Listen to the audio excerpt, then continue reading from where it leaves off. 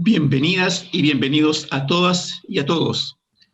Welcome everyone. We are beginning the second day of the Climate Week 2020 organized by the Grand Lodge of Chile, commemorating the 5th anniversary of the Paris Agreement, seeing the ethical issues with climate change from the view of masonry and generating a space for discussion on these issues and the importance of national climate action.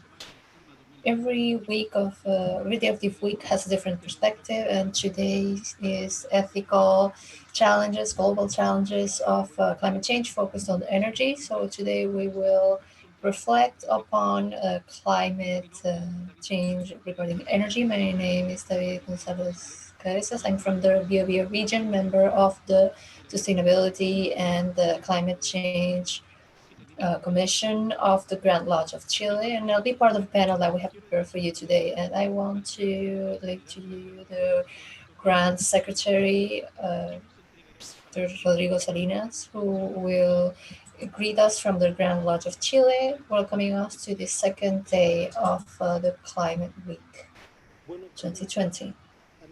Good morning, friends. In name of the Grand Lodge of Chile and of your Grand Master, Sebastian Jans Perez, it's my pleasure to welcome you to this second day of activities for the Climate Week 2020 organized by the Sustainability and Climate Change Commission of the Grand Lodge of Chile. Today, we will have distinguished speakers with a large trajectory and knowledge on the topic, and they will be timely welcome. And this talk is called Ethical Global Challenges of Climate Change Focused on Energy. With this title, we want to highlight the essential component of the discussion on this very relevant matter, because the decisions around it that we take as individuals and governments take for us are depending on the future of mankind and its sustainability in time and the way we know life today. So it's time maybe to remember the origin of the expression bioethics, that today is related to medicine, sciences, health sciences, but being being invented by Fritz Jans, the German educator, a few years ago.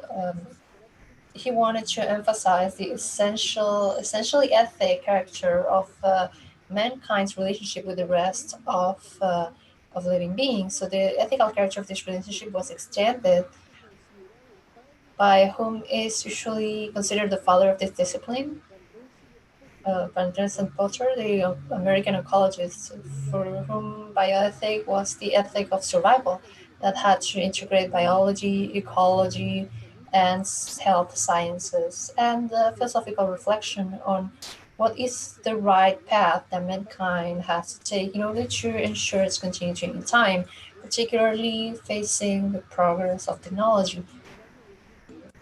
In 2020, it marks 50 years of publication of his article Bioethics, the Science of Survival. And it's a privileged time in order to reflect on the current situation we're facing and the new challenges that technology and techniques that we see today, with the correct use of technology of energy, it's posing these challenges to mankind. You're all invited to assist to this very interesting panel with the guests that will discuss this matter with us today. Thank you so much for coming. Thank you, Grand Secretary of the Grand Lodge of Chile, Dr. Rodrigo Salinas Rios. Well, without a doubt, this reflection on the discipline of environmental ethic on the instrumental value of energy is fundamental, and the balance between human development and the limits of nature is key when we want to put in work urgent and deep climate action that allow us to reorient the path of mankind for a sustainable development. And we need to improve daily reflections for people and institutions, and we need to know how our daily actions determine the consumption of resources and the consumption of global energy and the impact on greenhouse gases, and determining the depth of the climate impact worldwide. We need to push responsible changes and implement climate policies, implement solutions for energy efficiency, renewable energies, and all these actions are paths that join the unique road that implies demand in this main challenge of the Paris Agreement, which is the contention of the temperature increasing 1.5 degrees Celsius. So today we will address the ethical challenges of this climate change with very renowned speakers that work today to give content to this climate action. So today we will review 4 perspectives based on environmental ethics and that have concrete projects in matters of climate crisis. We will go over an ethics with the nature and the international funding for decarbonization of economy, the private role of renewable energy and unconventional energy projects in sustainability, and the vision of a state company to reduce worldwide emissions. So when we finish today, we hope to increase our knowledge on the different looks and acknowledge certain efforts that different organizations, international organizations, are taking in order to address the Paris Agreement challenge. And this organized experience can motivate us as citizens of the world to join our efforts and look for the climate action. Now we will move on to the presentations of our 4 guests, and I invite you to ask your questions regarding these presentations using the Zoom chat. This is the bar, and you can ask your questions here. I'm the moderator, David Gonzalez. You can write to me. You can ask the questions I will ask to the speakers at the end of today. So first of all, I want to introduce our first guest, Marcelo Mena. Marcelo Mena is an academic from the Pontifical Catholic University of Valparaiso, of the Center of Climate Action of the same universities, biochemical engineer with a master in environmental engineering, and he was manager of research for climate change for the World Wide Bank, and he's an expert in environmental atmospheric contamination and climate change, as he's worked with National Geographic for the clean air collection. Dear Marcelo, thank you for joining us today. You can begin your presentation, Global Challenges of Climate Change in the Anthropocene Era. Thank you for the opportunity of presenting this today, 5 years after the Paris Agreement. I hope I can share my screen here and I'll begin. It's really been great times. We lived that day on December 12th. And we changed this trend we had with not really reaching agreements regarding these topics and being able to reach global agreements with determined agreements with the international circumstances that are very important. And some people thought that this agreement was very flexible, but in its virtue is precisely in this: it's capable of generating the opportunity for each country to commit, and most countries are committed with this, especially after the United States left. And we couldn't really use a treaty like Kyoto, which was quite strict, but only consigned 10% of global emissions. I will reflect on what has meant this agreement has meant in recent times and what we have ahead of us. So this agreement, as many know, has the purpose of limiting global warming below 1.5 degrees, and 1.5 degrees is not really a random number. I want to share with you this gift that was given to me by a girl from the Marshall Islands in 2015 when we entered the meeting with the subsecretaries for the final negotiation. She gave us these because it was made with palm trees from the Marshall Islands, and she told me, and she told all the ministers, the subsecretaries, that if we were not capable of reaching an agreement for 1.5 degrees, her island would disappear. And this 1.5 degrees for a place like Chile also reflects the existence of the glaciers that today provide very important water sources. So 2 years ago, and this is a graph from 2 years ago, the commitment of countries, as indicated here in the Paris Agreement, were insufficient because if all would agree and would fulfill, it would be on 3 degrees, which was well above this 1.5 um, goal. So 2020 has not been a lost year because with the commitments of China, the European Community, and beginning with the commitment, Chile's commitment in April 2020, everything adds up and makes us closer to 2.1 projected degrees, which um, puts us on site of the Paris Agreement. And when the United States comes back to the Paris Agreement with the decarbonization goal, we're talking about 1.5 degrees not being an illusion, but a possible reality. And it's also important to note that mitigating climate change is much cheaper than facing the damages it will cost. Climate change may cause a loss of about 10% towards the end of the century. And in GDP, we're talking about the vulnerable economies that will lose so greatly up towards 2050. But generating this climate change would mean having more benefits, generating more incomes in order to support social expenses and creating a more inclusive space. So, along with the Global Commission launched a report that says that mitigation is not only profitable, but adaptation to climate change is also profitable. So, we invert an early alert system and we would anticipate damage, invest in resilient structure, spending just an additional 20%, and ensuring we're better prepared for climate change with 5 times more cost benefits and a series of other measures. But in this context, we're also committed to mitigating and in the April national meeting to have a peak as science requires and reduce half the emissions by 2030 as science requires. And we commit carbon neutrality by 2050, which doesn't mean that Chile is going to be zero emission, but a net manner that the sources will balance towards half the century to a half a reduction.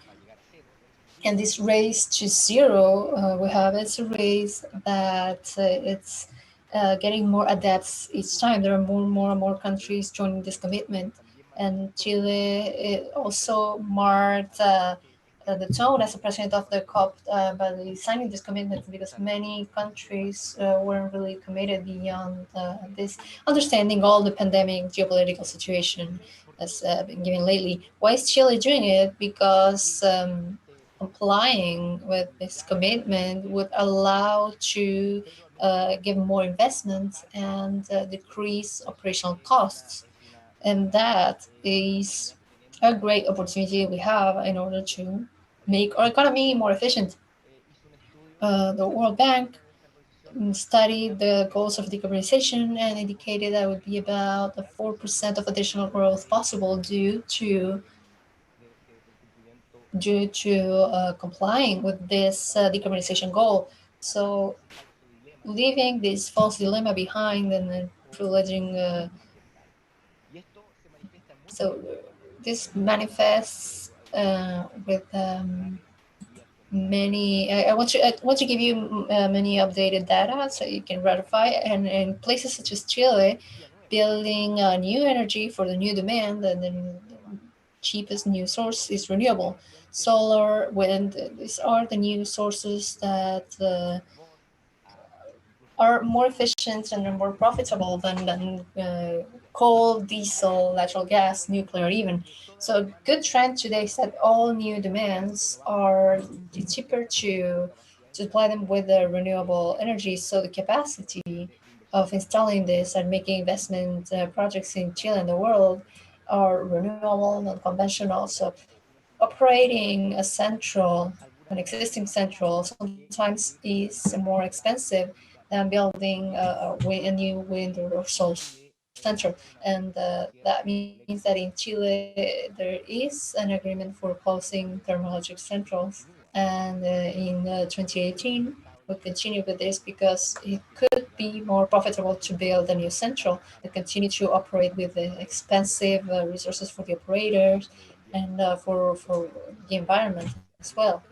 So this is a good news. And the third important trend is that in recent times, we have realized that solar energy and storage of solar energy can be competitive compared to other sources. And that has caused a certain revolution. So my prediction so far is that these being cheaper makes that the transmission it can be easier to make a transmission because in Chile there is not much can be supplied by storage.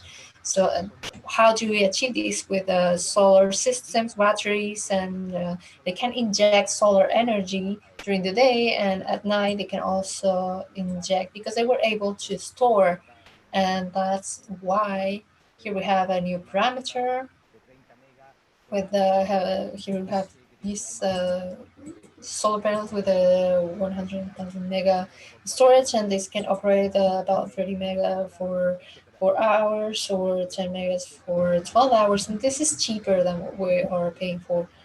And this has an impact on electromobility. And Chile has the largest amount of electric buses outside of China. This step of having these emissions, this many rules for emission allows us to take this step to an electric Transantiago. And this is a measure that is more profitable than a diesel bus that causes net savings and the rest of the emissions being proposed, such as mining trucks and a series of other measures. And this is really going to help us achieve the decarbonization goal in Chile. And it's going to increase our capacity for electric energy. It's going to increase the contribution to heating, mining, transportation. It's going to be electric. As we can see here, we have the recent trend in the Santiago network. We have these buses, these recent buses. It's about a tenth of the Transantiago are electric buses already. And this is a very basic analysis regarding why this happens when we have 75% less operation costs. And when we operate with 18 cents per dollar per kilometer versus 69 cents per kilometer, we're talking about in 80,000 kilometers a year. This really pays the raising cost in the 3-4 years. So it's just uh, completely doable within a transit contract. This was anticipated a few years ago in a study that showed that today it was cheaper to have an electric bus than having a diesel bus in terms of operation. And so this is the story for Chile, and it has to do with something else as well. The larger the demand of supplies for clean technologies is going to mean lithium and copper buses is going to be sustainable. And there's a series of other materials that will be available in other countries, such as cobalt, for example. It's a strategic mineral that has a large amount of ore in El Congo, and has just a series of problems, political problems, on how to extract this mineral. Sometimes with employees.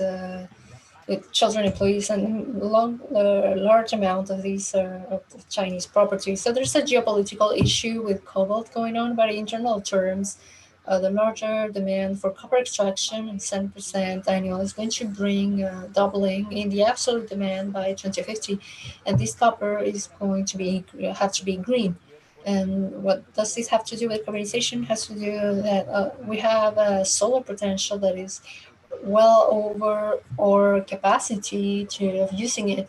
We have about 70 times more electric energy potentially available from the sun that we have exploited, and the transformation, the regional integration is fundamental for a larger leveraging. And here's what we have: the green hydrogen strategy, which is the new strategy that was launched a month ago. Chile is projecting sales and production about $33,000 of green hydrogen, and with a large amount of installation potential to uh, to produce an investment of $130,000 million. So this is not just an environmental worry, but this is something that can change the productive identity of a country, replace the technology, and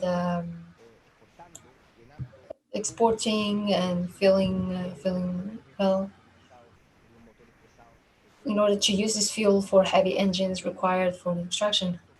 So with a sturdy economy, I want to say that one of the big things that we have with the Paris Agreement is that today it's in the financial system. So today we have 54 countries that are committed to regulating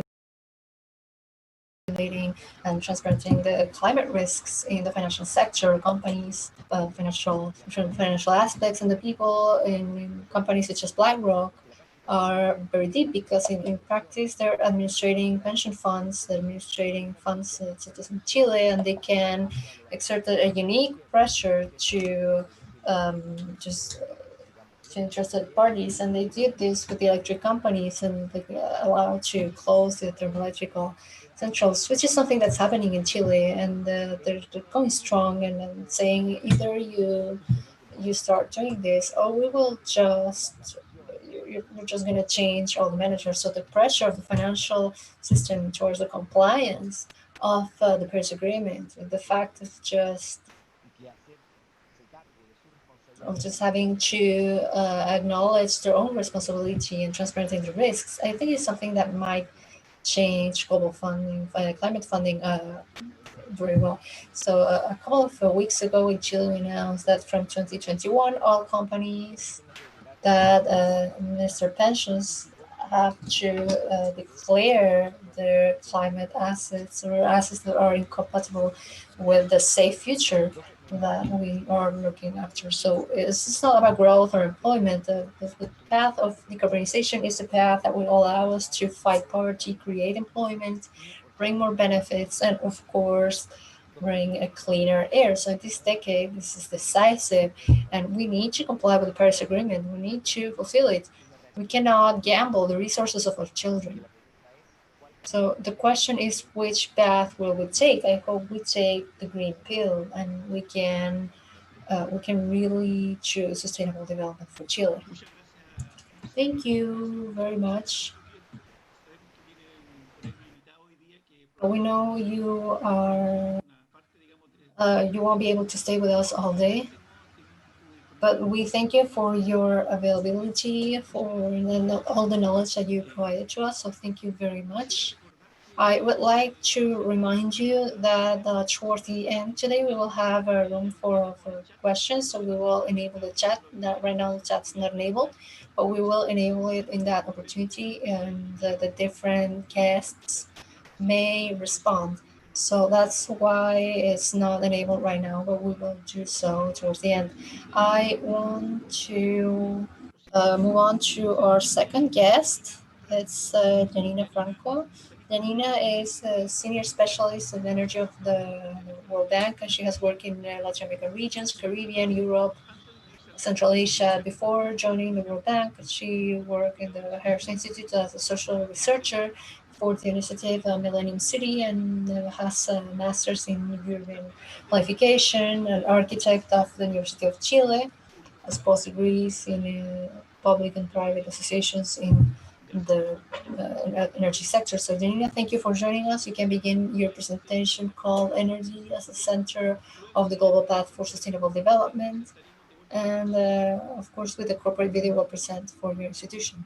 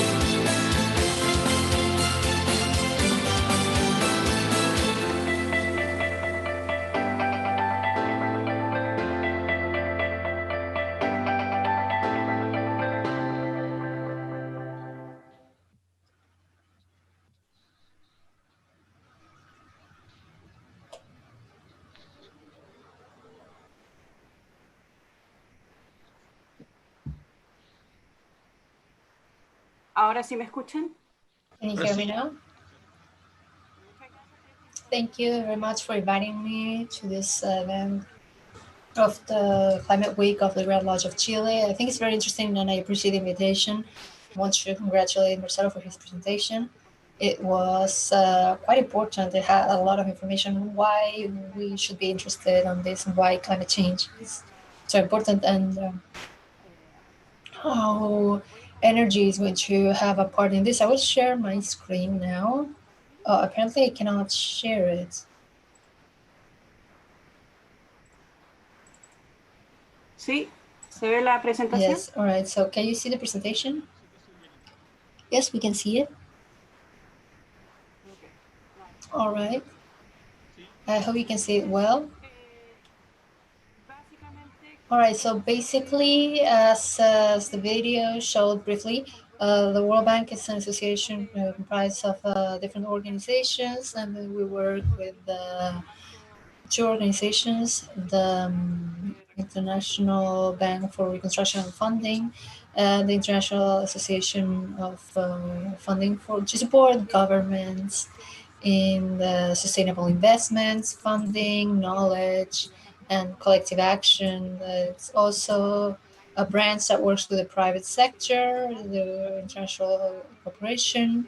It's the entity that shows guarantees to private sector, and it's an international center for investments working with the private sector. All right. The mission of the World Bank puts an end to extreme poverty and promotes prosperity by sharing this. That means that the 40%, the lower 40%, has access to all the benefits, economical, social, health, education, agriculture, sustainable development, transportation, energy, and this is a quite important topic that the bank has been doing since the end of the 90s, and it's the impact of climate change. And this fundamentally because we know that this is affecting increasingly the population, but especially the most vulnerable part of the population. So as the video showed, we have made more and more investments in clean energies, in investments that address not only mitigation but the adaptation as well. And this because, as we mentioned in the previous presentation, if we follow the path we're on, infrastructure, the existing infrastructure in the economy on a global level is going to take us to an increase in temperature of 1.5 degrees Celsius, which is going to be catastrophic, and we're going to see more natural disasters, more people affected by these natural disasters due to climate matters. And we need to think on how we're going to move forward, how we are going to prevent getting stuck on infrastructure that won't allow us to reduce these emissions. So what we see now, all this is data from the International Energy Agency, and the pandemic has been a shock in the energy system on a global level. Many countries in the region have reduced their demand in about 20%, and there are industries that won't come back, and this will take a while to recover.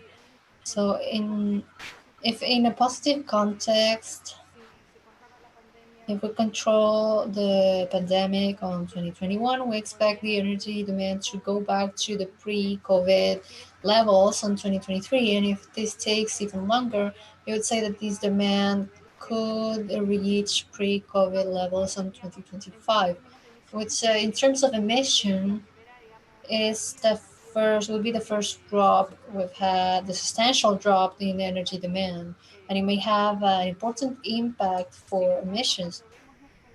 But when we see this in a broader context, in time, in the long term, we see that this decrease, this significant decrease today, is not enough to change the trend that we have been seeing, with the trajectory for emissions that we've been seeing.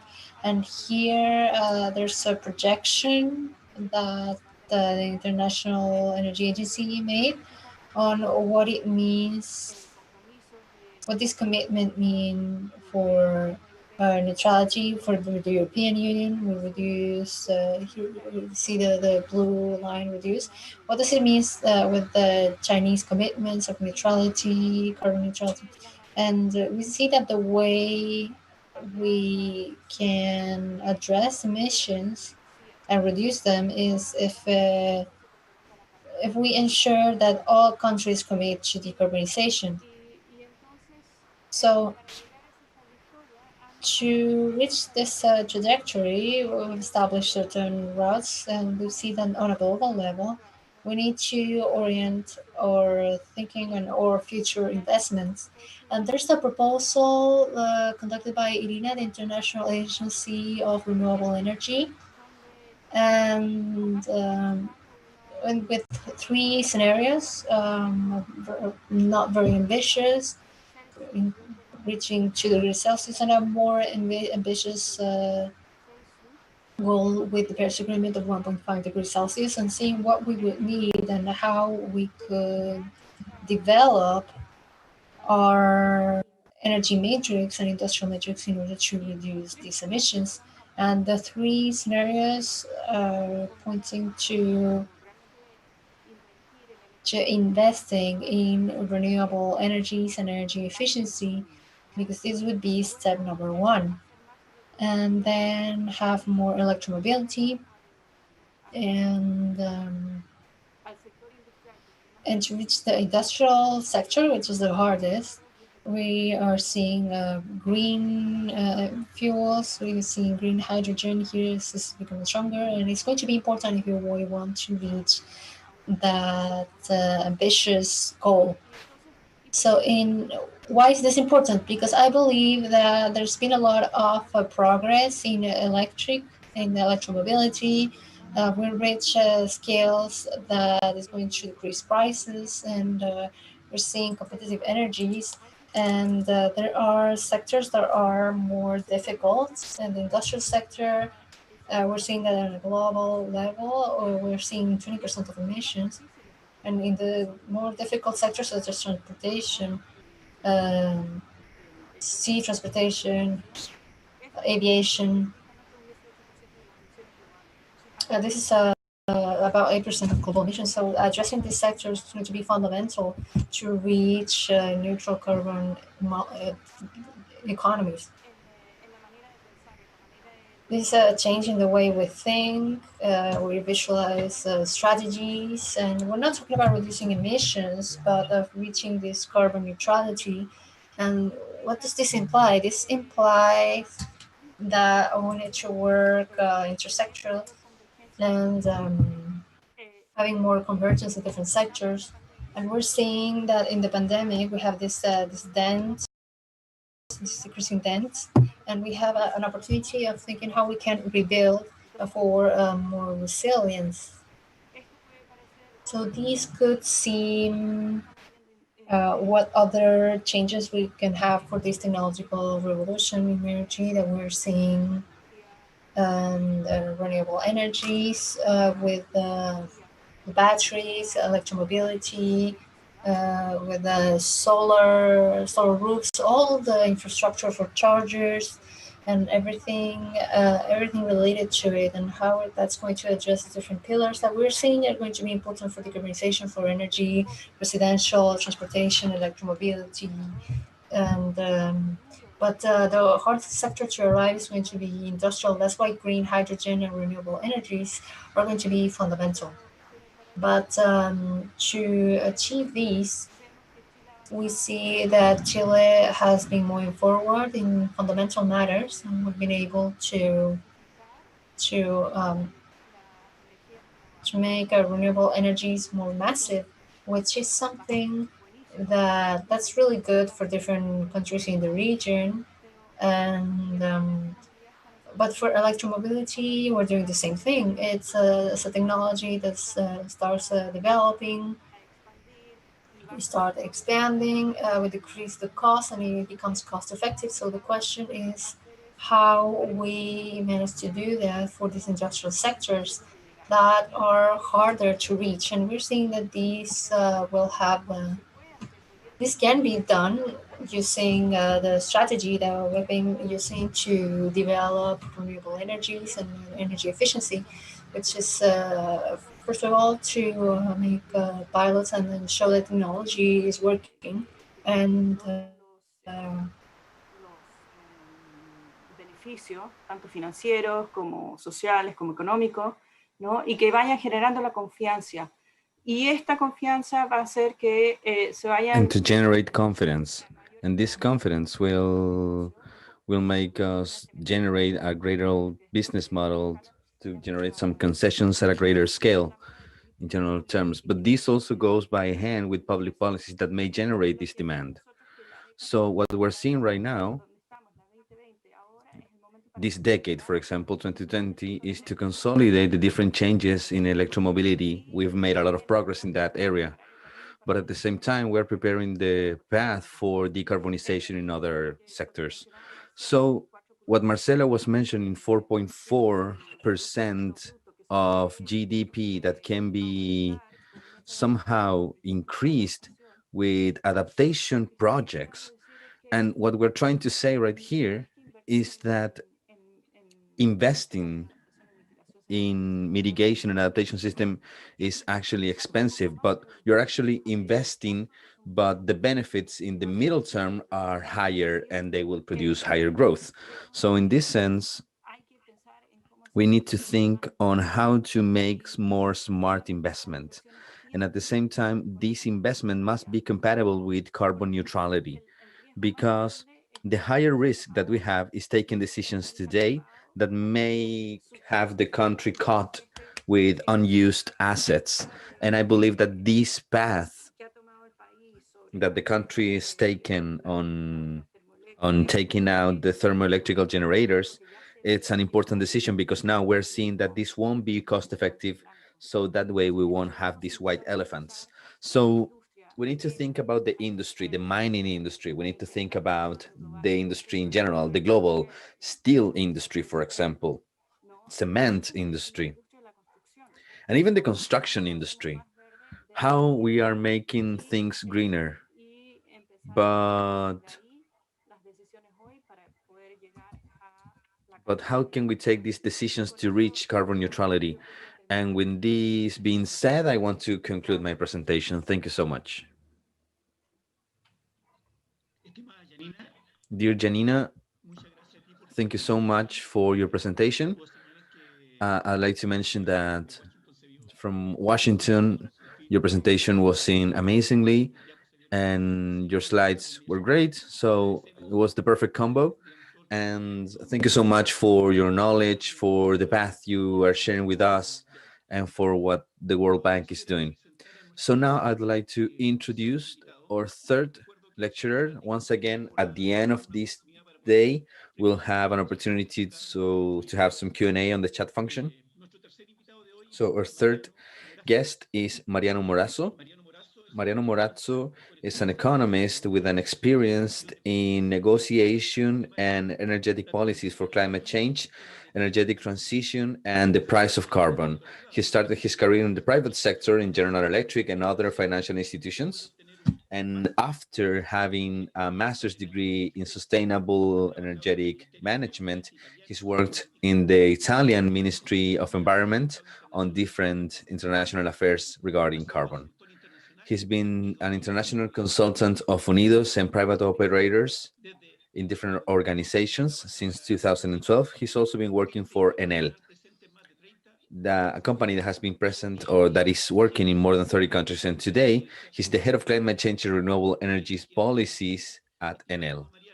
So, dear Mariano, thank you so much for being with us. And you can start your presentation called Climate Policy and Energy Transitions Used for Saturnite's Low Carbon Economy. Hello, David. Hello, everyone. Thank you so much for the invitation to the Grand Lodge of Chile. It's a great honor to be here and connecting from Rome, where my company has its headquarters. And as David was saying, from the perspective on the public policies point of view, I work with a private group, Enel, that works in more than 30 countries and also produce different networks and sells energy to more than 70 million people, 70 million customers, and half of them are renewable energy based. So we know about this, and we're trying to avoid using fossil fuels that are being less used all over the world. So I don't know if you can see my presentation. Can you see it? Thank you so much. So next slide, please. So on Enel, I work in everything that has to do with the policies all over the world at a global level and a national level too. And also I participate at the drawing stage along with different participants and different stakeholders. I work with different policies. And at the same time, we work in different working groups, World Bank, for example, different pollution, to support these low carbon based policies. So I will talk about three main things: climate change policies, energy transition perspectives, and the carbon pricing instruments. Next slide, please. So here it will be very easy because Dr. Marcelo Mena has mentioned a lot of things about this, but to simplify this, I just want to say that there are different organisms, the panel of climate change, that we're talking about hundreds of scientists from all over the world that are summarizing all of the information about climate change since the 90s. And the most relevant thing, as this is the scientific foundation on the policies and governments that need to take decisions. They simplify a lot of things. They're simplifying all of this information for the last 30 years, and our knowledge has been increasing. But also, science has realized that in the first place, you need to operate in a timely fashion to work against climate change.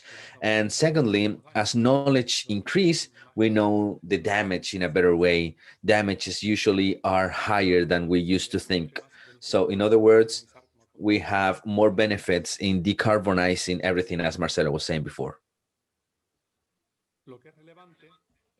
So the relevant thing here is that since we have two based objectives, we have the objective of reducing temperature or avoiding 2 degrees instead of just 1.5. So along with the Paris Agreement and also COP 2015, they were talking about the IPCC, which was measuring on a trajectory on 2 degrees and 1.5 degrees. And this way we can have some results based on this study on 2018, where we can see that there's a huge difference between 2 degrees and 1.5 degrees, both environmentally and economically damagingly speaking, if we think about those two scenarios. So in other words, it's very recommendable, as we have heard before, it's better to mitigate than solving what may happen. So we need to approach and we need to target that 1.5. So what I want to mention from the policy point of view is that the investment has to do with different investors such as Enel. And we have different alternatives, not only regarding the objective, which is fundamental, of course, to limit the temperature to 1.5, but also on how different curves see that you can see on the right side of your screen. There are different ways of applying to the same commitment. For example, 1.5. These are different scenarios, and as you can see, and just to simplify, we have one scenario, a family of things, where we limit carbon-based emissions in the short term, and we rapidly go to zero. And the different scenarios, the last one, for example, where we can see that we take more time to reduce that curve, and the emissions are slowly disappearing. So once they get to zero, we need more absorption, okay? So in order to recover every single additional emission in the middle term, we require to have more CO2 in the long term. So this means that it's not only about objectives and how do we reach that particular objective, but also on the different political, technological, and scientific leverage that we can use in every single country. So this is another way to see this. Here, for example, we are defined by gas type. So 1.5, science is showing that if we talk about CO2 regarding energy emissions, which is the left graphic, we can see that we need to reduce that faster in order to reach zero by 2050. These are possible scenarios. And another emissions such as methane, that's a little bit more complicated and more expensive. So to have a global scenario of 1.5 degrees, cost related to, so this would be required to reduce these methane emissions in a slower way in comparison to carbon. It's similar to black carbon and nitrous oxide. So we're talking about different technologies that may have different rhythms of mitigation. Next slide, please. So we get to an important point that has to do with the perspective of a private sector, that has to do with the Paris Agreement. So the Paris Agreement showed a great ambition in the long term of keeping raising temperature well below 2 degrees, with efforts to stay within 1.5 by the half of the century. So the main point here is that the challenge is that we don't have an instrument to share this effort between different companies. This is just voluntarily. So transparency is very important because every single country, every 5 years, we started in 2015, they need to show these NDCs to upgrade them. It's not only about objectives, but also that every single country must show their instruments, their policies, and their financial tools to reach that goal. It's very ambitious, of course, but the most important thing is that the commitments made for that particular country or by that particular country must be fulfilled as they say, because every single country, of course, is the one that manages its own policies and decisions regarding technologies, areas, and impacts. So this is reviewed every 5 years, and now we are seeing new objectives. And fortunately, there are very important proposals from China, Europe, Chile, and they have even more ambitious goals. And another thing that we're seeing is climate finance, which is also important, the public finance that has to do with the confirmation of the commitment to mobilize 100 billion USD per year in order to reach decarbonization, but also the carbon markets, the price of carbon, carbon pricing that needs to be carefully managed because it has an impact. And of course, this should be more cost efficient in order to get to some particular agreement with a lower cost. On the right, we have a simplification of global emissions. And as you can see, the current policies, we're still emitting a lot. And if we get to a 3-degree impact, which was we used to have in 2015 on the yellow, and these are just objectives. We also care about different objectives that have to be more ambitious to reach that blue line or the lower one that is lower than 2 degrees. So now is the moment to increase objectives so that they could be coherent with the Paris Agreement and at the same time to implement what we have on the table already. And we need to implement all of these things with specific policies and clear strategies. So I've mentioned this. This is the status of the implementation of the Paris Agreement. We're doing good. We are good on transparency because we have a book that was approved on 2015 and 2018 to have a rule book, and we need more ambitious at the same time. This is happening right now, but we are close to reach the agreements in order to be coherent with the target of 1.5. And also climate finance is also something very important. We need more finance from both public and private sectors. Next slide, please. Next slide. So from the transition of energy, as I was saying, we've been working in different countries, not only to make our investment, but also because we believe that our business is following the direction of sustainability and the direction of climate change, but also we're seeing other things. For example, this is related to climate change, but this is also related to policy to improve the quality of air, the environmental sustainability, and also the energetic sustainability and geopolitical things, and also the industrial development. So, as the lecturers have said before, mitigating has an advantage in the long and middle term. So, this is the best thing to do. And at the same time, we need to generate some strategies of climate change by knowing that there are different objectives and different benefits when it comes to decarbonizing.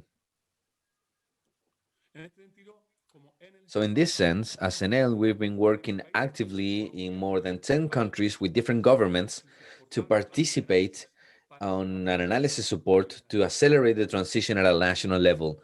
So to support governments, we have the knowledge, we have the experience as a group on the electric market, on the leverage that can be used to decarbonize, but these are not the only ones that can be used. There are other tools, for example, deforestation, and also more technology. And at the same time, we're also supporting this with different regulatory frameworks that should be transparent and stable.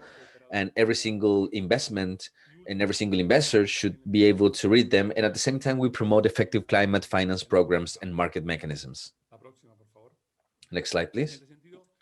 So in this sense, as we've been talking with different consultants and local universities in every single country, we have some scenario analysis. Every single country is different, and every single country has a different strategy. So we are also working with national stakeholders, industrial stakeholders, institutional stakeholders, and at the same time, together as a whole table, we made some policy recommendations, some suggestions of strategies or some regulatory framework that can be important for every single country.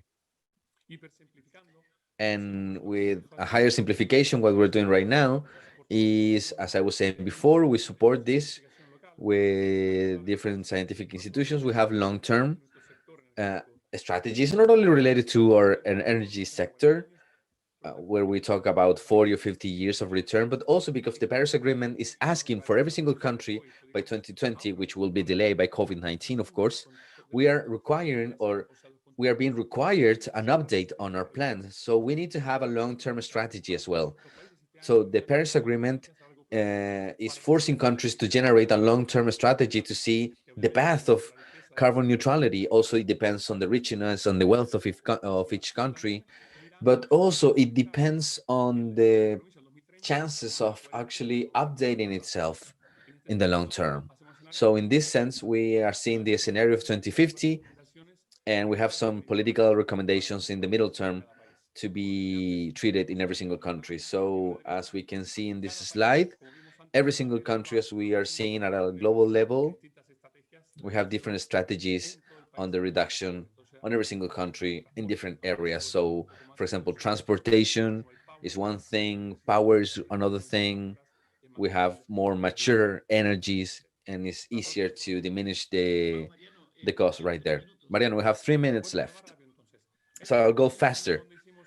These are some of the countries where we made some strategies, 10 countries approximately, Chile, of course.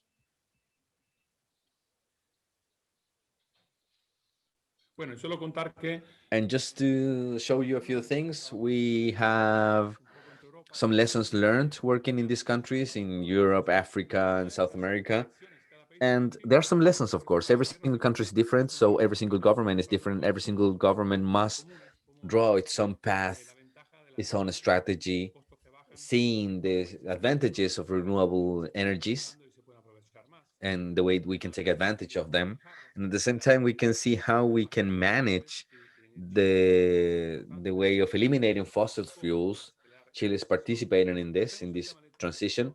But also we are talking about electrification, which is probably one of the most complicated things, especially in a long continent such as Latin America. We have some huge areas. This is a challenge. It is a challenge to electrify, but also it can be expensive. So the network is important because electrification with renewable energies is a lot cheaper, as Marcelo was saying, but we require a more powerful and smarter network. And lastly, work, which is some of the important things when it comes to this transition. We need to consider the work transitions that we will face. And well, David, this will be my last slide and the last message I can give. The transition we're living and the challenges we're seeing are, well, a lot. And regarding the impacts and the benefits in the long and short term needs to be assessed. There are, of course, some trade-offs. So every single country must see those trade-offs. A second important point is that we have some synergies, cross-sector synergies. It's very easy to mention this. For our ministry, may not be that easy, but it's important to mention some things, such as the digitalization that is generating an important synergy. And the last thing that is also important, and this is something that is being addressed at a different level, which, for example, the international level, which is the Paris Agreement. We also have the regional agreements. It's also important to consider the regional agreements in investment. We have the Pacific Alliance, for example, in Latin America, and we have the European community in Europe, and also at a national level and local levels. So all of these things are important when it comes to managing the territories. We have opportunities, yes, we do, but there are some challenges. And with this, I will pass the floor to you, David. Thank you for the opportunity. Thank you, Mariano. Thank you so much for the time. And I will tell you that everything worked perfectly. So the message was very clear and it was very well coordinated with the slides from Chile. So thank you so much. We'll have some time for Q&A at the end of this session, so we may go deeper on some of those points. And well, before continuing with our fourth lecturer, I'd like to especially greet two people that are joining us here, some important members of the lodge, Mr. Jose Garchidorena, the president of the sixth area of the Inter-American Lodge and the Grand Master of the Lodge of Uruguay. And at the same time, I'd like to greet the Grand Master of the Chilean Lodge, who is also here with us today. So welcome, both of you.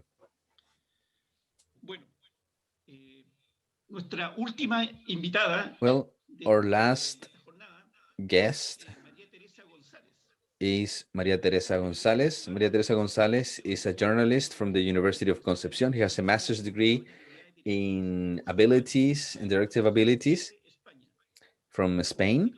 And also she's an expert in conflict mediation, and also she's studied on electric market from the PUC. So Maria Teresa today is the general manager of StarCraft in Chile, which is a company from the renewable energies from Norway, which is today the higher generator of renewable energies in Europe. So she is working in different companies in Chile. She was the general manager of Endesa and also the CEO in SVO. So she has a great experience in the public sector in different areas such as the Intendancy of Bio Bio and also Transantiago, also known as Public Transportation Network of Santiago. Maria Teresa, thank you for being here with us, and you can start your presentation called Renewable Energies and a Low-Cost Emission Future after the core institution. Estamos viviendo una de las épocas más desafiantes de la historia. We're living some of the most challenging times of history. We require large-scale solutions that involve all of us, not only a few of us. These solutions can allow energy to be more sustainable and accessible and to generate some benefits.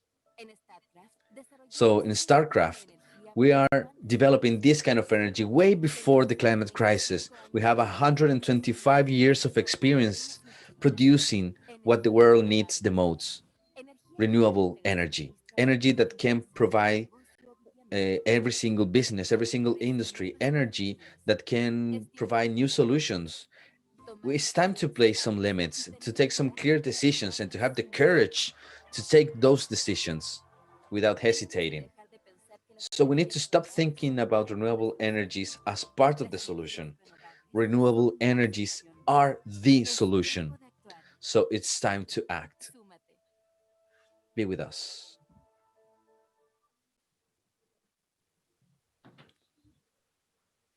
Hola, muchas gracias, David. Hello, thank you so much, David, for the introduction. Good morning, everyone, and thank you so much to the Grand Lodge of Chile for the invitation. I'd like to share my screen right now. Let me see. Perfect. So, first of all, I'd like to tell you a little bit about StatCraft because we are a little bit new in the Chilean market. As David was saying, we are a company by the state of Norway, a 25-year-old company. We have a capacity of 19,000 megawatts. We are working in 17 countries all over the world. We have 4,000 workers.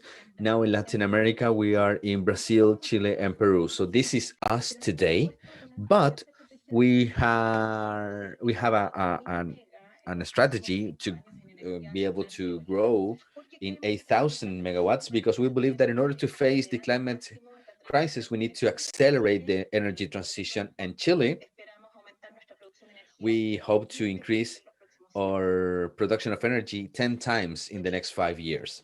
So why are we doing this? First of all, we are aware that electricity and power is changing mankind. Every single office is providing communication, and everything is possible with electricity.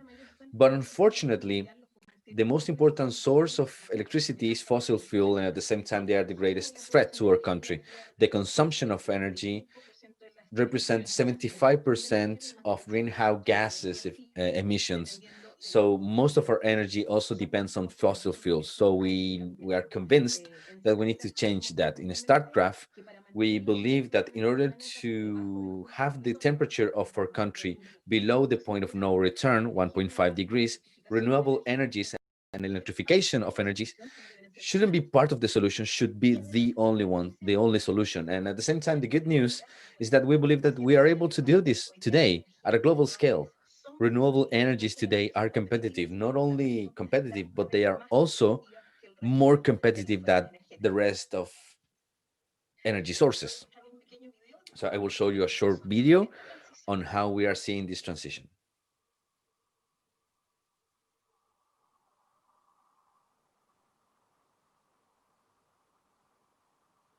So what do we need? We need to replace fossil fuels by renewable energies.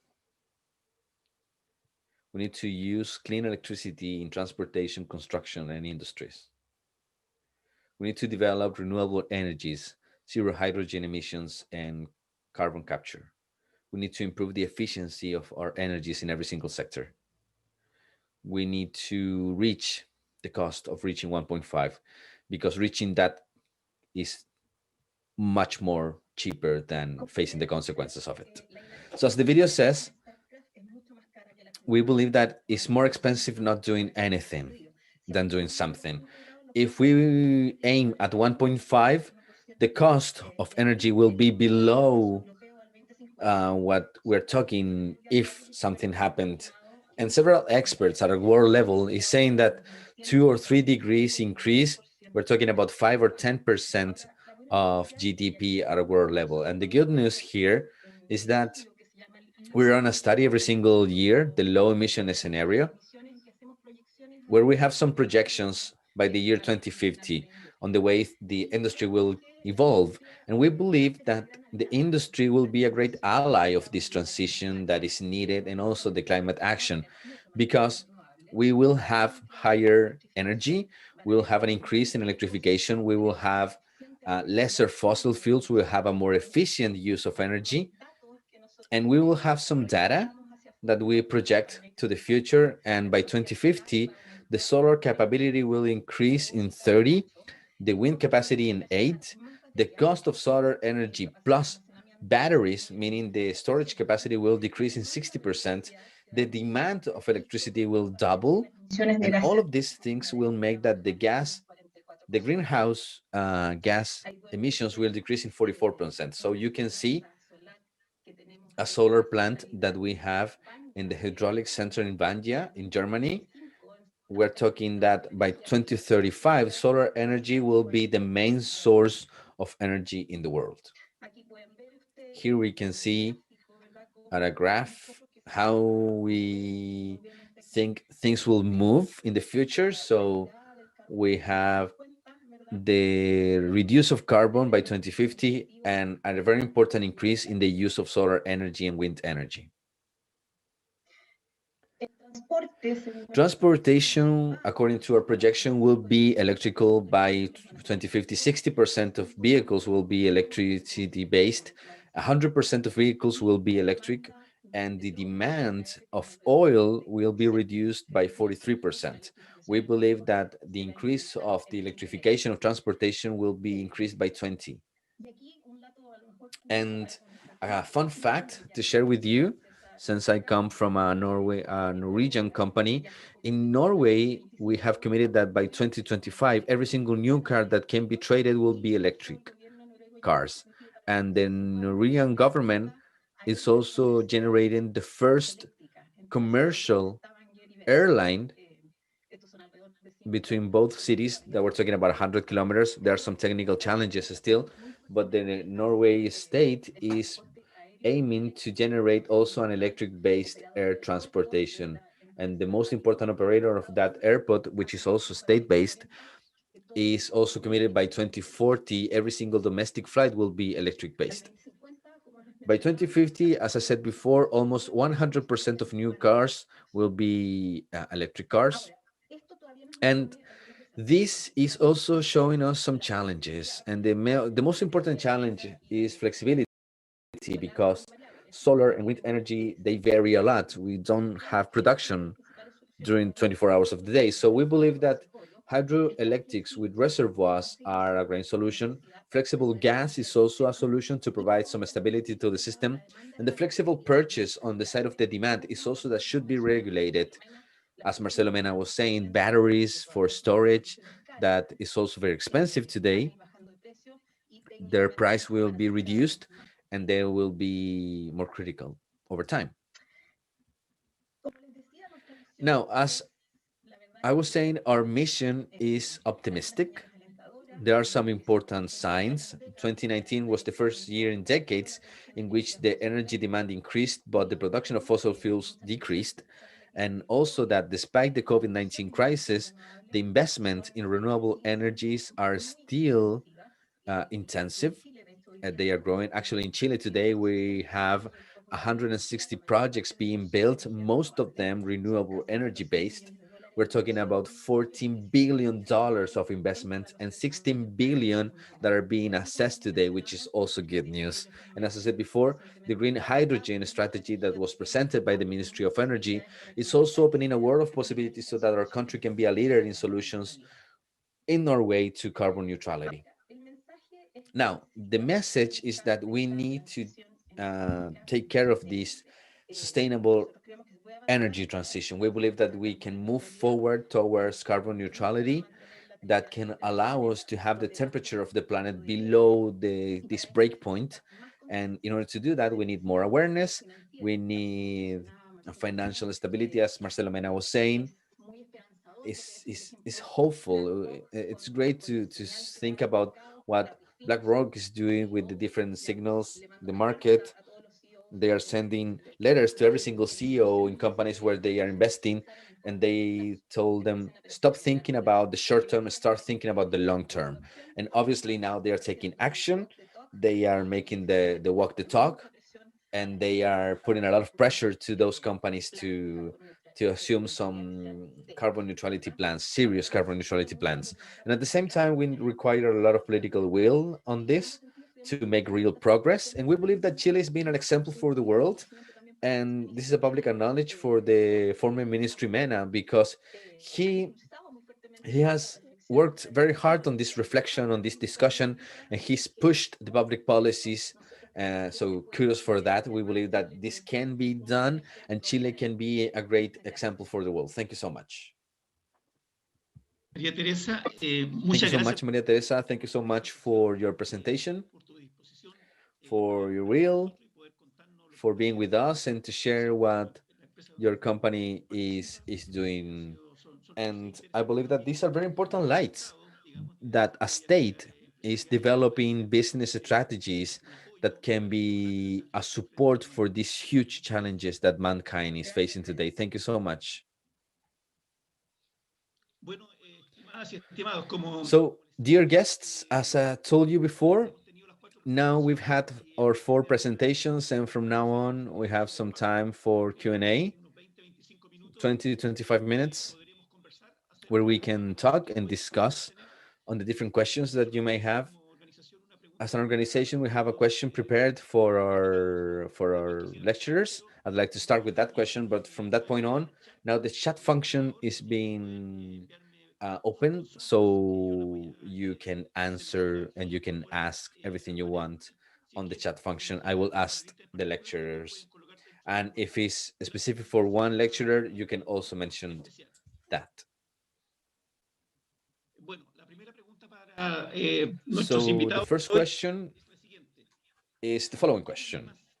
So what sort of dilemma or ethical challenge can this energetic transition imply? I don't know if Janina, you would like to answer that. Are you there?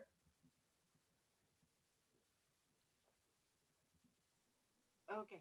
Sí, David, por supuesto. Yes, David, thank you. Well, regarding the challenges that we are seeing on this area is how this will affect the most vulnerable people and how we can make this transition fair.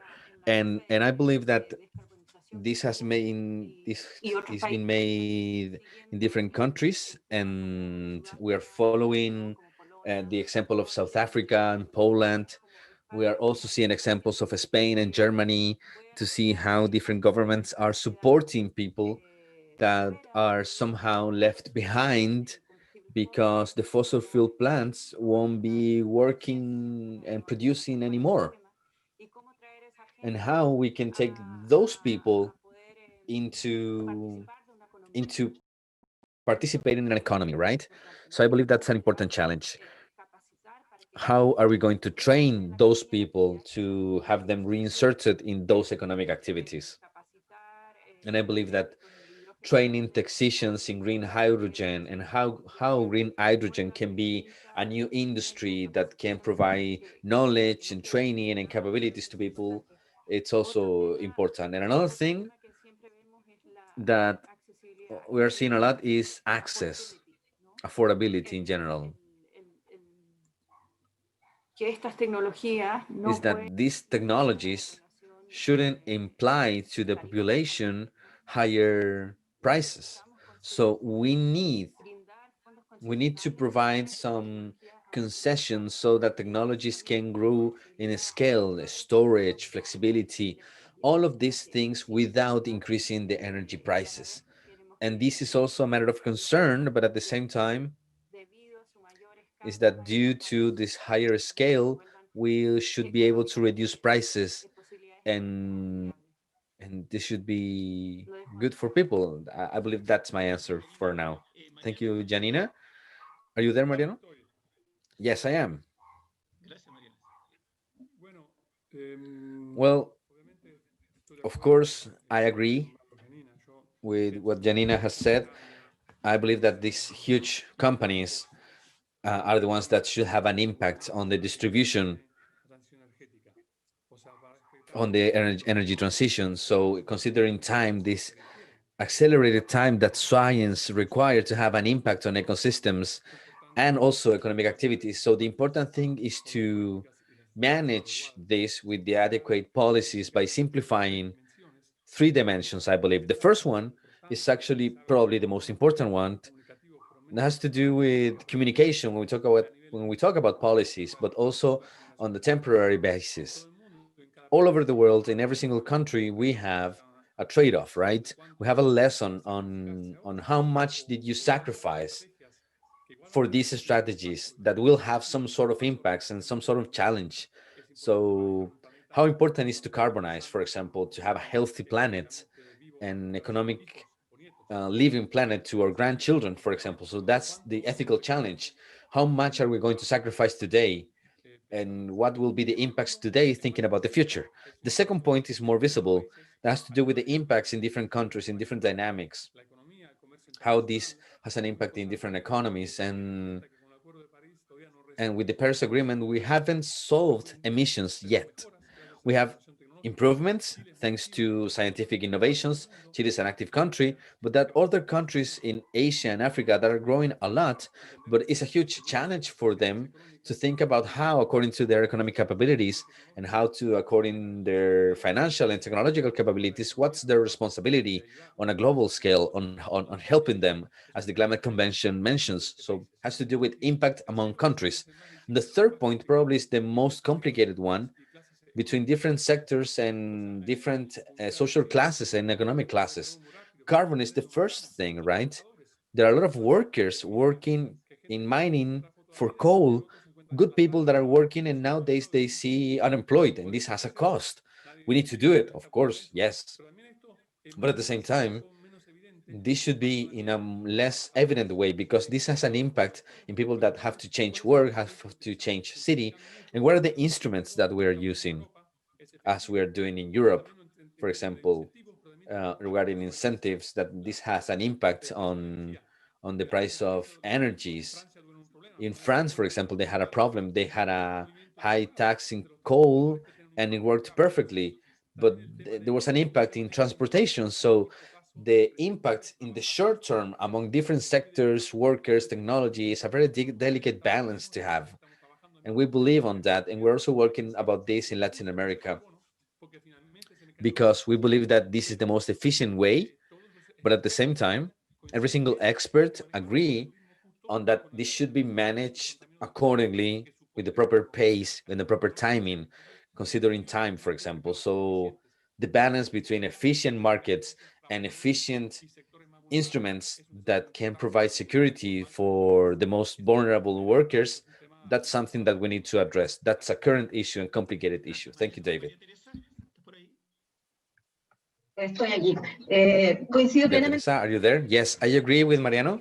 And there are two important ethical challenges. I believe that the first one has to do with the long term and compensate it in the long term what we're doing and how can we ensure future generations a planet that is understood as a normal planet with access to water, with clean air to breathe. And that's a challenge, an ethical challenge that involves all of us because now we are seeing this discussion on the political side, right? That of course there is a political aspect that should be considered on assuming this long-term vision, not only on the short term, but also at a personal level, in the individual consumption, what we're doing on a daily basis at home, what we teach our children. I believe that this long-term perspective should be taught, should be impregnated in culture. And the second ethical challenge has to do with inequality. Climate change will affect differently different countries. And unfortunately, the most vulnerable countries and most vulnerable people will be the most affected one. Chile is one of the countries that is exposed the most to climate change, but countries like India, for example, with high levels of poverty, are also one of the most exposed countries. India will have disastrous effects in the following years. The sea level will rise. They will have some heat waves with a lot of dead people. And of course, there is an imbalance, an inequality. In the world today, there's still 1 billion people without access to electricity, and they will be the most affected by climate change with Problemas de higher alimentación, más poverty, with migración. Entonces higher ahí hay algo que a nivel feeding global problems. So there's something at a global scale that should be worked as an alliance between different countries. And now, seeing this from the opportunity point of view, there are some opportunities. For example, if you see the reality and if you see radiation in the planet, radiation is in the southern parts of the planet, right? Latin America and Africa. So there are some opportunities to generate more growth and more development of renewable energies, especially solar energy. So there are two sides of that coin. Very interesting, Maria Teresa. I will read some questions. Nicolas Almarza is writing, congratulations for the quality of the presentations, great presentations. A general question, how can we relate the climate objectives with the sustainable objectives internationally and nationally? And one particular question for Enel and Statkraft, for Mariano, Maria Teresa, how do you relate with the communities in which your projects are implemented? how do you contribute to the development of those communities? I don't know if the first questions could be answered by Janina. Y la segunda en relación con las And the comunidades. second one María relates Teresa. communities, Mariano and Maria Teresa. Janina? Yanina, ¿alcanzaste a escuchar la pregunta? Janina, are you there? Sí, la pregunta era cómo el desarrollo climático So se... the question was how climate development is related to sustainable development in every single country. Yes, I believe that should also be mentioned at international level. And well, it has to do with what we show in the video. The impact of climate change is being felt continuously and strongly. It's happening more often over time with a higher impact. And this is affecting the most vulnerable population, people that live in areas with different floodings, for example. They will suffer floodings. We'll have some landslide, los huracanes en el Caribe y en Centroamérica. hurricanes in Latin America and the Caribbean. And these are the poorer people. So Nosotros we, as the World Bank, in every single project that we are developing of investment and technical assistance, we need to see the climate impact, whether we'll have a mitigation impact, adaptation impact, how we're going to count all of these things. And we need to think about this regarding the communities from the environmental point of view, to see what sort of impacts these things will have in communities. We need to make a lot of research with the different stakeholders and to continuously consultate on the different impacts that they will see and they think they will have. So I believe that sustainable development and climate are things that go hand by hand. We cannot think about sustainable development without thinking about the different issues that we will see regarding mitigation. And this is something that we see often whenever we develop a project. In Chile, for example, these impacts on how climate change will affect the country, well, everything that is being developed on the transportation projects, public transportation and electromobility, all of these things are public policies that have as a context improving the air quality for the citizens of Santiago. So that sort of investment we're thinking about a lot. Green hydrogen that will use resources that sometimes cannot be injected to the system, that are used, for example, to develop a greener mining industry and different projects that can develop these chains of value from the renewable energies moving towards a greener point of view. For example, the cement industry, the mining industry, the steel industry, all of these things have to do with sustainable development. And this is something that we cannot separate anymore. Thank you so much, Janina. Mariano, Maria Teresa, the relationship between your companies and the communities, and how do your companies contribute to the development of those communities? Thank you, David.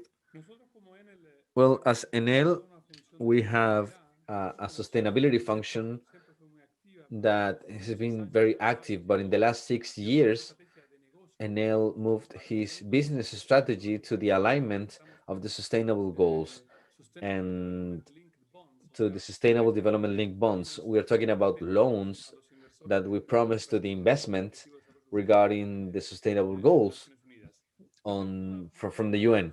And on the one side, we have sustainability. We work with that with different projects to help communities. We're very active on that. Education, poverty, medicine. We have an organization that works on this. But beyond that, beyond sustainability, in general terms, Enel has a strategy called Open Power. it has to do with power, both as empowerment and also energy. And we work with alliances or external partnership. For example, research with different universities. In innovation, we work with different ecosystems, open ecosystems. And in business, we have some partnership. And also in the policy point of view, we have some projects, and we've been working a lot on this. And we have some alliances in every single country to discuss with governments. This could be the path because knowledge is widespread and it's also very complex. So regarding sustainability, our most important strategy is being sustainable on the way we work, on the way we support, and the way we operate into business. So we work with communities, yes. We are very careful about this.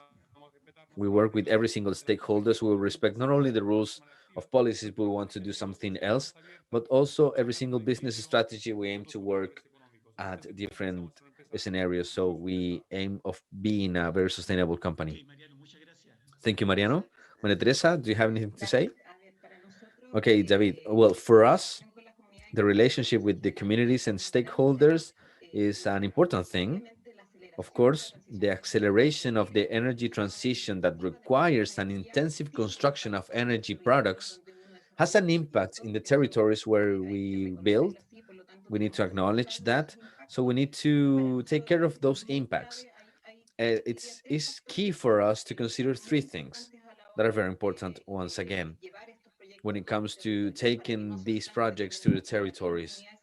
Not only negative impact, but also positive impacts. First thing is understanding what the project is. We have specialized teams that could talk with the environmental, cultural, social issues from those communities, especially with indigenous communities, the participation of those communities, the involvement of those communities. For example, now we are building a hydraulic plant in the southern part of Chile, and now we've generated not only a previous process of consultation, but also today during the construction, we have groups of monitoring and participation in which the communities, for example, are trained, and after that, those communities go to the project to see how things are working. And another aspect that I believe that is also important is to share the benefits in the long term. For example, to have some programs at the local level. We have 7 objectives of sustainable development, and we actively develop this with the community that support and aim at the long term. Our assets work at the long term. We have 100 years plans, so we need to build a relationship that is founded in transparency, in trust, and at the same time that aims at the long term, which is a concept that I love to mention because it makes a difference when it comes to sustainability. I believe those are the key things that we do, and especially regarding local development.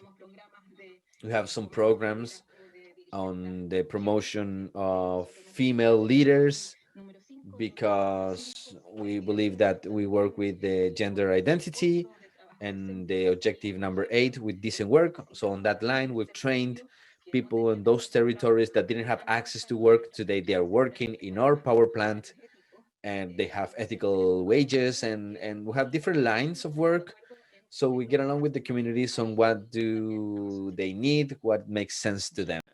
Thank you, Maria Teresa. And now I will read a few questions and comments. A question for Mariano. How's Enel working on deforestation? Another question is, how can we start electromobility if the cost of an electric car is 2 times a fossil fuel based? There's no incentive. And one last question or comment is, well, they're congratulating the organization, and the advanced progress of technology requires a higher human capital. So what's the role of the academy on this? How is Enel related to research? I don't know if, well, Mariano. So el tema de descarbonización. So first thing regarding decarbonization and deforestation, well, in our plans that we are studying and developing at a local level, we've realized in Latin America, Argentina, Peru, Colombia, Chile, that emissions at the farming products is an important part of the problem. So as Enel, as the electric sector, we are not directly involved, but we are more involved in the hydroelectric things. But we know that this is an important issue. So this has to do with a public policy management that is very delicate. So what we're trying to do regarding the discussion, there's a possibility to decarbonize other areas with some compensations from the forestry industry. This has been discussed, is being discussed. It's a complex issue regarding objectives and the Paris Agreement. So different countries should have a sort of balance. And today we have some opportunities in countries like Chile, Colombia, and Europe. They're researching on increasing the absorption of carbon in forests, in the use of territories. We could be efficient at a cost level, but also at a density level. And at the same time, to understand the balance between compensated and also decarbonizing in every single sector. So it is important to provide some investment today with the excuse to provide some assets in fossil fuels. So we don't have enough science space. So it is important to manage deforestation with public policies that have some benefits and territory management, public policy issues, even international issues about climate finance for deforestation, and to manage some sort of level for some country, some sort of compensation at an international level. But we cannot think about decarbonizing housing without compensating forests. So science is also showing us that it shouldn't be managed altogether. We're required to reduce deforestation, but at the same time to reduce different areas. So we are in favor of on that. We are generating some projects on that, but we are paying a lot of attention on the dynamics of compensations. That's the first thing. And the other thing, electric cars. Well, it's true. It's true. An electric car today is more expensive. 5 years ago, I had a study and I was telling my colleagues, I can confess, electric cars, it'll never happen, okay? And I'm a young person. With this study, working on leverages, that most of the things are economic. It has to do with the batteries. It's not only about pricing. The pricing will go low and it's going low rapidly, but also about some policies that can provide the consumer, the person who drives the car, to be more relaxed. So we are missing for the electric infrastructure for recharge, and at the same time for some incentives on the price of electricity to provide higher use of this car. Yes, the prices of cars are reducing, the prices of batteries are reducing, but at the same time we require other actions. So in 10, 5 years, the same thing will happen if we see what has happened in other industries. It will be more convenient over time. European countries are more advanced on this. They are providing a specific date in which they say we won't be selling more fossil fuel based cars. They're just a little bit ahead of us on the management of this transition of working infrastructure, etc. So this is possible at different rhythms at different countries, depending on the kind of transportation. Private cars is a lot easier if we talk about trucks, for example, or higher means of transportation. It's a lot higher to decarbonize them in the long term. There are other problems to be considered, but this will be convenient at an economic level, of course. Another thing is the human capital. And this is very important. And we're working on networks. I work with NL. I worked with NL, and we have a partnership with different universities. And we're implementing some advanced courses. And we are working with different students. We lost connection with Mariano. So it has to do with the human capital. And they work with this. they work with these relations. Okay, Mariano, we lost communication with you a little bit. I was talking about human capital. So I just wanted to say that Enel is working on this, on the strategy of open power. And they have a stable relationship with different universities all over the world, including Chile. And we actively work on this, not only to train the human capital, the internal human capital, which is obvious, but also to work so that the countries that operate and the different units, they can collaborate on generating more knowledge, theoretical, but also technological knowledge in the countries where they operate. So we have some innovation, Harvard, for example, Chile, Latin America, Europe, to put our knowledge together with academy, of course, which is an institution that can generate better things. So we're active on this. And also innovation. We have innovation hubs in San Francisco, in Israel, in different places of the world. And it's not NL because innovation is not made at a big company, but we participate and we promote hubs of innovation in different areas of the world, including Latin America. Thank you, Mariano. Well, we are running out of time. So the objective was to finish at 11:40. We have 1 minute left. So I'd like to mention some comments of the audience to see if Janina and Maria Teresa can choose one of them to close your interventions. So Ernesto Galaz is asking regarding technology, we're talking about the loss of traditional work. Is there any sort of technology, or I'm sorry, is there any sort of trade-off to prevent that? Another question is that micro consumers should have more options of subventions by the state to have some solar panels and to sell the energy to the distributing company. Luis Garcia is also asking something. Chile is well positioned on renewable energies, and with this, this will be an important asset for the green hydrogen. So, how come we are not reducing the cost of energy in our country?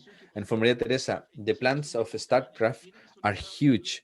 Are we seeing to generate some distributed generation at a lower size? And what sort of projects do you have in that area? And another question, the efforts to reduce carbon emissions and fossil fuel emissions should be based on people and the future development, but these projects are affecting the environment as well. So what sort of strategy do you have to prevent the loss of biodiversity? So if you can choose one question among many to close our day. Dale, María Teresa, adelante. Those are great questions. Well, first of all, yes, we develop some large-scale plants. 50 megawatts, for example, we are developing a 100 megawatts wind park. We work on that line. We are not seeing yet some small business or small projects, but, and I'm relating this to another question that someone asked on state incentives to promote the generation of distributed energy. And there is a program from the Ministry of Energy, Solar House, that is generating some support for people that can relate to their neighbors, and they can generate some photovoltaic and solar panels in their own houses. And this will change the business model. We aren't there in Chile. This is still ongoing. It's regulated, yes, but this is something that we're still working on, because this huge model of generating units far away from the generation and the consumers will change a lot. And now we will have a modality that is brand new, in which energy will be produced where it's being consumed. And this will imply a huge turn at our industry that is changing revolutionarily. And we need to be aware of that, because some major changes are happening in our industry, and thank God they are in line with sustainability of the planet. So please be aware of these changes. Thank you so much, Maria Teresa. Janina, any last words? Well, yes, I mean, voy a tocar el tema de generación I will distribuida, talk ¿no? about distributed generation. In India, for example, we have two distributed generation projects, huge projects, $600 million, and we have some additional funding on that, where basically we are working with banks. Why? Because what we want is to generate some scales in which this new technology can be more competitive. So we're using concessions to reduce costs, to have some policies that can that can promote the massification of this, and at the same time, these elements should lower prices, and this is generating some very important business models with great commercializations, and we've been able to generate some loans as well with these solar roofs, and they're working great. We're doing the same in Morris Island and in other places of the world. But let's say that this has a high price that will be paid by the early adopters, and then that price will be reduced and it will be massified.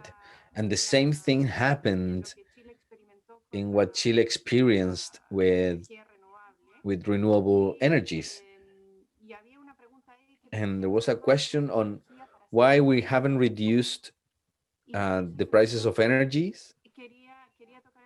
And in that sense, I wanted to say something. Energy prices are related to the bidding process, the market. And that bidding process make competitive prices because people who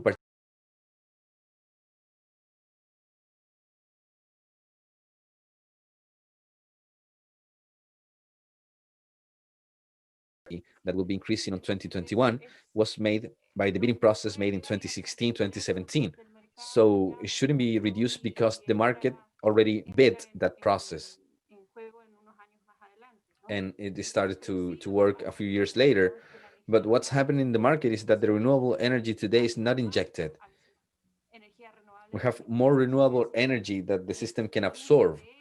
And the use of that energy to develop green hydrogen that supports the mining industry in the north of Chile, where we have solar energy, we see a lot of potential in that area. Thank you. Thank you so much, Janina. And well, with this last intervention, we would like to conclude our day. And on behalf of the Grand Lodge of Chile and our commission and committee, I'd like to thank our lecturers, first of all, for your kind attitude and your work, for staying in touch and having a great event. Thank you so much, Janina, Maria Teresa, Mariano. Thank you so much. And Marcelo, who's not with us. Thank you so much. And also, I'd like to thank people from the Grand Lodge of Chile, Communication and Informatics from the Grand Lodge of Chile, who is supporting us on this way from Rome, from the US, from different parts of the world.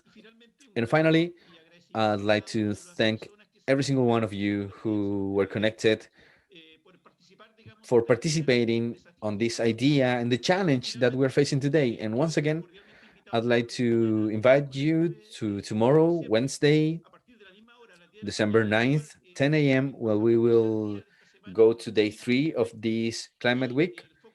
And the main focus of tomorrow's work will be oceans and hydric and water resources. So thank you so much for being with us and see you soon. Thank you so much.